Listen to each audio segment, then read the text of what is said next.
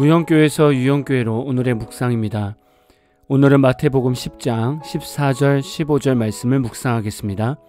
성경 말씀을 보겠습니다. 누구든지 너희를 영접하지도 아니하고 너희 말을 듣지도 아니하거든 그 집이나 성에서 나가 너희 발에 먼지를 떨어버리라. 내가 진실로 너희에게 이르노니 심판날에 소돔과 고모라 땅이 그 성보다 견디기 쉬우리라. 오늘 말씀 이전 내용을 보면 예수님께서는 12명의 추수할 일꾼을 보내셨습니다. 예수님께서 제자들을 보내셨을 때 이방인의 길로도 사마리아인의 고을에도 가지 말라고 하셨습니다. 우리 가까이 있는 잃어버린 사람들, 혼란에 빠진 사람들에게 가라고 말씀하셨습니다. 예수 믿는 우리는 어떤 존재로 살아가야 할까요? 마태복음 10장 8절에 보면 병든 자를 고치며 죽은 자를 살리며 나병 환자를 깨끗하게 하며 귀신을 쫓아내되 너희가 거저 받았으니 거저 주라 이렇게 말씀하셨습니다. 우리가 해야 하는 것은 죽은 자를 살리는 것입니다. 우리가 예수님이 아닌데 어떻게 죽은 자를 살립니까? 바로 영혼을 살리라는 것이죠. 사람의 영혼을 어떻게 살립니까? 우리 안에 계신 성령님께서 살리는 영으로서 불신자들에게 예수를 알게 하실 것입니다. 그래서 우리는 주변에 있는 사람들에게 찾아가야 합니다. 믿음의 사람들을 통해서 성령님은 죽은 자를 살리며 병든 자도 치유하시며 귀신도 쫓아내십니다. 중요한 것은 우리가 주변 사람들에게 나아가고 있는가가 중요하겠죠. 오늘 말씀 14절에 보면 누구든지 너희를 영접하지도 아니하고 너희 말을 듣지도 아니하거든 이라고 말씀하고 있습니다. 영접한다는 것은 어떤 의미일까요? 우리가 예수를 믿을 때 영접한다고 하지 않습니까? 전도자가 전하는 예수님과 그의 복음을 받아들이는 것입니다. 영접이라는 말은 수동태 자세가 아니라 내 스스로 인정하고 손으로 거머쥐어야 하는 능동태 자세가 있어야 합니다. 어떤 사람이 구원을 얻습니까? 복음을 전하는 전도자를 영접하고 그들의 복음을 듣고 받아들일 때 구원의 은혜가 그 사람과 가정에 임하게 됩니다. 우리의 가장 큰 역할은 바로 많은 이들에게 예수님을 영접하게 하는 것입니다. 다시 말하면 회복해야 하는 사람들에게 다가갈 수 있는 성도가 되어야 합니다. 대부분 사람은 전도를 하는 것 자체가 부담이 되기도 합니다. 그러나 우리는 이런 부담감을 내려놓아야 합니다. 우리의 말과 행동으로는 다른 사람들에게 예수님을 영접시킬 수 없습니다. 성령님께서 우리와 함께 계셔서 역사하셔야만 다른 사람들이 예수님을 영접할 수 있습니다. 우리는 그냥 성령님과 함께 복음이 필요한 곳에 서 있기만 하면 됩니다. 우리가 복음을 전하다 보면 때로는 구걸하는 듯한 느낌을 받습니다. 마치 마트에서 물건을 할인해서 열심히 팔듯이 우리가 예수님을 할인 품목으로 팔아넘기는 전도를 하기도 합니다. 전도할 때 예수는 빼고 교회가 좋고 목회자가 좋고 분위기가 좋은 것으로 사람들에게 전도할 때가 종종 있습니다. 때로는 불신자에게 이것저것 도움을 주거나 선물을 주면서 교회로 전도하는 경우도 보게 됩니다. 이런 것도 좋은 전도입니다. 왜냐하면 마음의 문을 열 수 있기 때문입니다. 영혼을 사랑하는 마음으로 당연히 사랑으로 도와주면서 전도할 수 있습니다. 그러나 자칫 불신자들에게는 교회 한번 와달라는 구걸처럼 보일 수 있습니다. 복음은 크리스찬들이 불신자들에게 믿어달라고 구걸하는 것이 아닙니다. 복음은 선포이며 생명입니다. 그러나 불신자들 입장에서는 우리가 마치 교회 한번 와달라고 구걸하는 것처럼 볼 수 있습니다.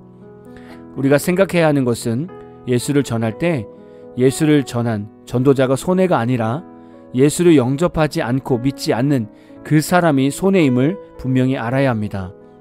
그런데 우리는 종종 입장이 서로 바뀌는 것을 보게 됩니다. 예수를 전하는 것이 손해가 되고 예수를 믿지 않는 것이 이득처럼 느끼게 됩니다. 오늘 본문에서 너희 발의 먼지를 떨어버리라 라는 말씀이 있습니다. 이 말의 의미는 경건한 유대인들은 여행에서 본국으로 돌아올 때 이교도 지역의 흙을 묻혀 들어오는 것을 부정하게 여겨 신발을 터는 관습이 있었습니다. 따라서 본문은 제자들을 영접하지 않는 이들을 이교도 취급을 하라는 것입니다. 너무나 무서운 말씀입니다. 복음을 전하는데 믿지 않는다고 거부하게 되면 이교도처럼 취급하라는 것은 복음을 구걸하지 말고 당당하게 전해야 함을 일깨워주고 있습니다. 예수님은 모든 사람을 구원하시기 위해 죽으셨습니다. 그러나 모든 사람이 다 복음을 받아들이는 것은 아닙니다. 자신의 가치관, 자신의 신념, 자신의 인생이 더 우선이라고 여기는 사람들은 예수를 받아들이지 않습니다. 그래서 우리는 듣던지 아니 듣던지 복음만 전하면 됩니다. 저는 마태복음을 묵상하면서 지금 시대를 보면 주님 오실 날이 얼마 남지 않았음을 더더욱 느끼게 됩니다. 나라 곳곳에서 이상 기온이 발생하면서 자연재해들이 일어나고 있습니다. 기근과 지진, 홍수 등이 다발적으로 일어나고 있습니다. 우리 그리스도인은 이럴 때 마지막 날이 가까이 옴을 감지할 수 있어야 할 것입니다. 누가복음 21장 11절을 보면 곳곳에 큰 지진과 기근과 전염병이 있겠고 또 무서운 일과 하늘로부터 큰 징조들이 있으리라 말씀하셨습니다. 최근 코로나 전염병도 심각하게 지나갔었습니다. 앞으로 더 큰 전염병이 올 수 있습니다. 그럼 그리스도인들은 어떤 생각을 하며 살아가야 하겠습니까? 거룩한 일꾼, 거룩한 신부로서 살아가야 합니다. 항상 성령 안에서 깨어있고 성령 안에서 기도하며 성령 안에서 말씀을 보고 성령 안에서 전도하는 삶을 살아가는 것입니다. 그러면서 하나님께서 주신 지금 우리가 서 있는 사명을 잘 감당하며 사는 것입니다. 이것이 주님 오심을 기다리는 최선입니다. 우리가 있는 곳에서 우리가 전할 수 있는 방법으로 복음을 전하는 모든 분들이 되시기를 진심으로 소망합니다. 오늘 마무리 찬양은 팀룩 워십의 내 마음을 엽니다 라는 찬양입니다. 찬양 후에는 잔잔한 연주곡이 있습니다. 말씀을 생각하면서 기도하는 시간을 가져보십시오.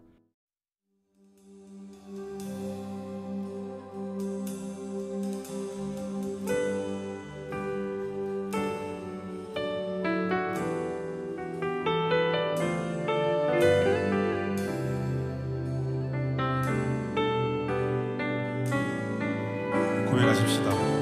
사랑의 예수님 나를 찾아오셔서 십자가로 대속하사 내 마음 두드리네. 오 사랑의 예수님 지금 내 맘을 엽니다. 내 안에 거하셔서 나의 생명 되소서.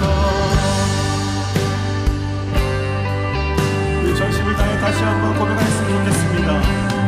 사랑의 예수님 나를 찾아오셔서 십자가로 대속하사 내 마음 두드리네. 오 사랑의 예수님 지금 내 맘을 엽니다. 내 안에 거하셔서 나의 생명 사랑의 예수님 사랑의 예수님 나를 찾아오셔서